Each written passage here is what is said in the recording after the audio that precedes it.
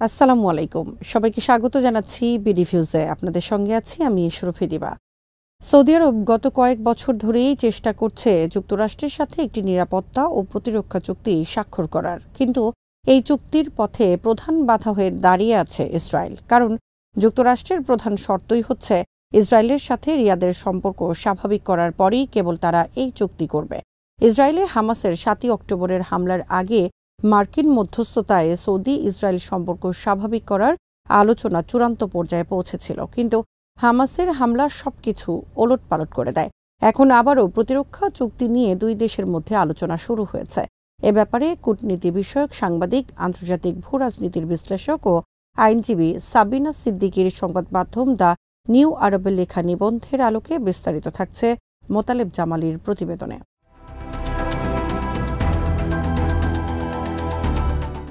Saudi প্রতিরক্ষা মন্ত্রী Prince Khalid বিন সালমান গত মাসের অর্থাৎ ফেব্রুয়ারির শেষ সপ্তাহে সরকারি সফরে যুক্তরাষ্ট্রে যান।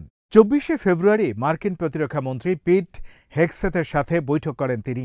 তার এই সফর ও বৈঠকের প্রধান লক্ষ্যই ছিল সৌদি মার্কিন প্রতিরক্ষা সহযোগিতা জোরদার করা। ইউক্রেন যুদ্ধ বন্ধ করা নিয়ে সৌদি সরকারের উদ্যোগে রাশিয়া ও যুক্তরাষ্ট্রের মধ্যে রিয়াদে বৈঠকের আয়োজন করার সপ্তাহখানিক পরে মার্কিন ও সৌদি প্রতিরক্ষা মন্ত্রীদের এই বৈঠক হল।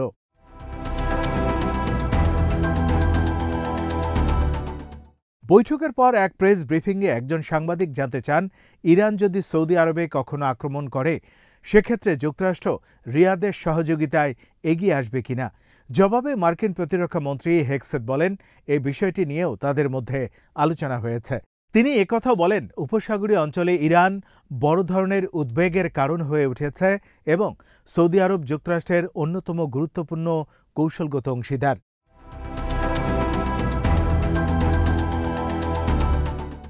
তবে মধ্যপ্রাচ্যে মার্কিন সামরিক নীতি ও সৌদি আরবের সাথে যুক্তরাষ্ট্রের প্রতিরক্ষা সহযোগিতা জোরদার করার ব্যাপারে পিট হেগসেথের সাম্প্রতিক কিছু বক্তব্য ইরান, গাজার ভবিষ্যৎ এবং সৌদি ইসরায়েল সম্পর্ক স্বাভাবিক করার ব্যাপারে প্রকৃতপক্ষে কী অর্থ বহন করছে তা নিয়ে নতুন করে প্রশ্ন জন্ম দিয়েছে।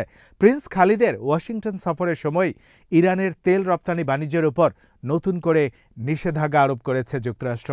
এর ফলে ইরানের তেল রপ্তানির সাথে জড়িত অন্তত ৩০টি কোম্পানির কার্যক্রম বাধাগ্রস্ত হবে। ইরানের ব্যাপারে যুক্তরাষ্ট্রের কঠোর মনোভাবের এই ধারা যদি অব্যাহত থাকে এবং নতুন কোনো পরমাণু চুক্তি না হয়, তাহলে দুই দেশের মধ্যে সম্পর্ক আরও জটিল হয়ে পড়বে।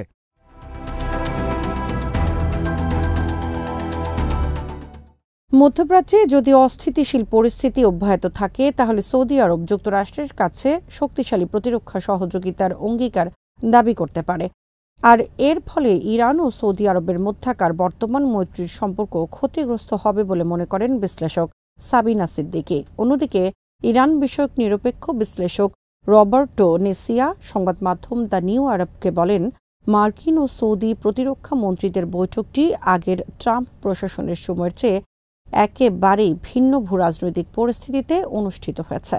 তার মতে, বাশার আল আসাদের পতন, এই অঞ্চলের প্রতিরোধ অক্ষের সংগঠনগুলোর দুর্বল হয়ে পড়া, তেহরান ও রিয়াদের মধ্যে সুসম্পর্ক তৈরি এবং উপসাগরীয় দেশগুলোর সাথে ইরানের গঠনমূলক সম্পর্ক সামগ্রিকভাবে আঞ্চলিক ভূরাজনৈতিক প্রেক্ষিতে বড় ধরনের পরিবর্তন এনেছে।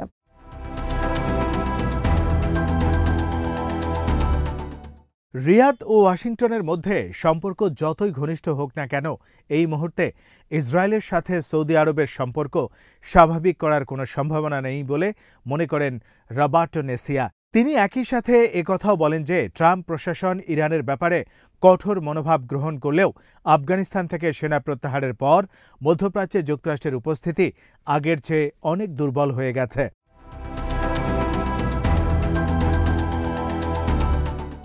আফগানিস্তান থেকে সরে আসার পর যুক্তরাষ্ট্র বেশি মনোযোগ দিয়েছে পূর্ব এশিয়ার দিকে। সম্প্রতি প্রেসিডেন্ট ডোনাল্ড ট্রাম্প স্পষ্ট করেই বলেছেন যে যুক্তরাষ্ট্রের প্রধান প্রতিদ্বন্দ্বী হচ্ছে চীন। আগামী দিনে চীন তাইওয়ান সম্ভাব্য যুদ্ধের কথা মাথায় রেখেই সব ধরনের প্রস্তুতি নিচ্ছে যুক্তরাষ্ট্র। ফলে সৌদি আরবকে ট্রাম্প প্রশাসন কতটুকু প্রতিরক্ষা সহযোগিতা দিতে পারবে তা নিয়ে সন্দেহ আছে বলে মনে করেন বিশ্লেষকরা।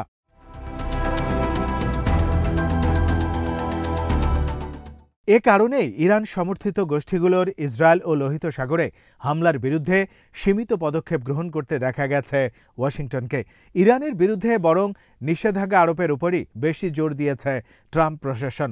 সম্ভবত এই কারণেই যুক্তরাষ্ট্রের সাথে প্রতিরক্ষা সহযোগিতা জোরদারের আলোচনা করার পাশাপাশি তেহরানের সাথেও কূটনৈতিক যোগাযোগ অব্যাহত রাখার কৌশল গ্রহণ করেছে রিয়াদ।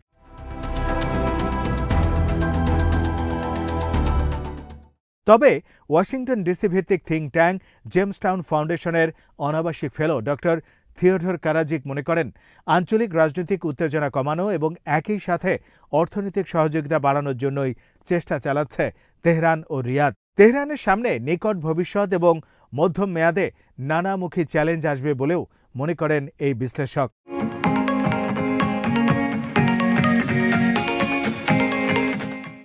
গাজা উপত্যকায় ভঙ্গুর অস্ত্রবিরতি চুক্তি আঞ্চলিক নিরাপত্তা পরিস্থিতিকে নতুন মাত্রা দিচ্ছে এবং সামনের দিনগুলোতে যে কোনো উত্তেজনাকর পরিস্থিতি নিরসন করে মধ্যপ্রাচ্যে শান্তি প্রতিষ্ঠায় গুরুত্বপূর্ণ ভূমিকা পালন করতে পারে সৌদি আরব।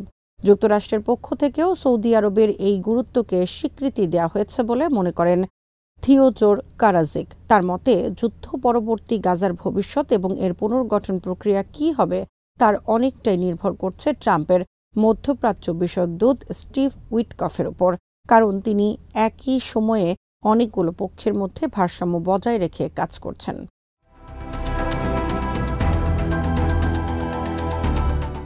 বিশ্লেষকদের মতে সৌদি ইসরায়েল সম্পর্ক স্বাভাবিক করা বা না করার উপর ওয়াশিংটন রিয়াদ সম্পর্কের গভীরতা এবং মধ্যপ্রাচ্যে মার্কিন ভূমিকা কী ধরনের হবে তা অনেকটাই নির্ভর করছে। যুক্তরাষ্ট্র চাইছে ইসরায়েলের সামরিক সক্ষমতা তার প্রতিবেশী দেশগুলোর চেয়ে অনেক বেশি উন্নত থাকবে, কিন্তু সৌদি আরবের সাথে যুক্তরাষ্ট্রের প্রতিরক্ষা সহযোগিতার চুক্তির সাথে মধ্যপ্রাচ্যে ইসরায়েলের সামরিক প্রাধান্যের একটি সম্পর্ক রয়ে গেছে।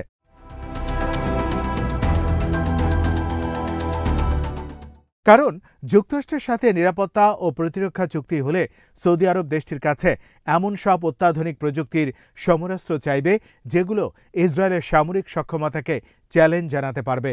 সেক্ষেত্রে যুক্তরাষ্ট্রকে মধ্যপ্রাচ্যে তার দুই ঘনিষ্ঠ মিত্র দেশের সাথেই সম্পর্কে ভারসাম্য বজায় রাখার নীতি অনুসরণ করতে হবে। তবে সৌদি ইসরায়েল সম্পর্ক স্বাভাবিক না হলে যুক্তরাষ্ট্র এই মুহূর্তে সৌদি আরবের সাথে গুরুত্বপূর্ণ কোনো প্রতিরক্ষা ও নিরাপত্তা চুক্তিতে যাবে না বলে মনে করেন বিশ্লেষকরা। অর্থাৎ ইসরায়েলের সাথে সম্পর্ক স্বাভাবিক করার উপরই যুক্তরাষ্ট্রের সাথে সৌদির প্রতিরক্ষা চুক্তির ভবিষ্যৎ যে অনেকটাই নির্ভর করছে সে ব্যাপারে কোনো সন্দেহ নেই।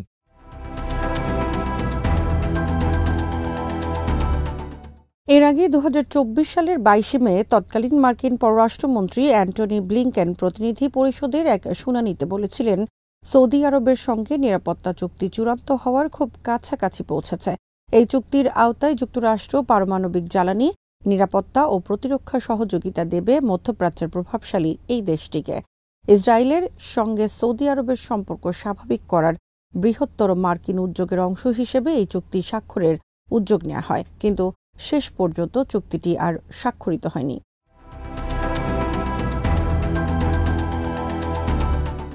গাজায় ইসরায়েলের গণহত্যার বিরুদ্ধে জোরালো বক্তব্য দেয় সৌদি আরব। একই সাথে দেশটি একথাও জানিয়ে দেয় যে স্বাধীন ফিলিস্তিন রাষ্ট্র গঠনে ইসরায়েল সহযোগিতা না করলে দেশটির সাথে সম্পর্ক স্বাভাবিক করবে না সৌদি আরব। সঙ্গত কারণেই সৌদি মার্কিন নিরাপত্তা ও প্রতিরক্ষা চুক্তিও ঝুলে যায়।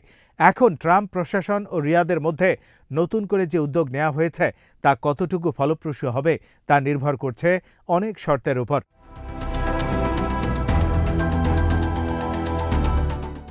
বিশ্লেষক কারাজিকের মতে সৌদি ইসরায়েল সম্পর্ক স্বাভাবিক হওয়া নির্ভর করছে কয়েকটি বিষয়ের উপর। গাজার শাসন ব্যবস্থা কোন মডেলের হবে এবং পশ্চিম তীরে ইসরায়েলি আগ্রাসন ও ভূখণ্ড দখল বন্ধ করা সহ কিছু বিষয়ে আলোচনা চলছে ইসরায়েল ও সৌদি সরকারের মধ্যে।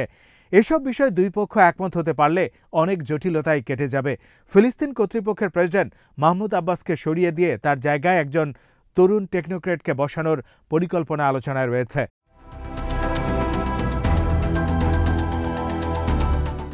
অন্যদিকে প্রেসিডেন্ট ট্রাম্প ও ইসরায়েল আরব দেশগুলোর উপর তার পরিকল্পনা চাপিয়ে দিয়ে গাজা ও পশ্চিম তীর সমস্যার একটি সমাধান করার সুযোগের অপেক্ষায় রয়েছেন।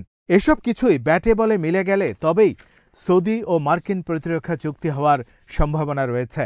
অন্যথায় সৌদি আরব যুক্তরাষ্ট্রের সাথে একটি সাধারণ নিরাপত্তা চুক্তি করার চেষ্টা করবে বলে মনে করেন থিওডর কারাজিক।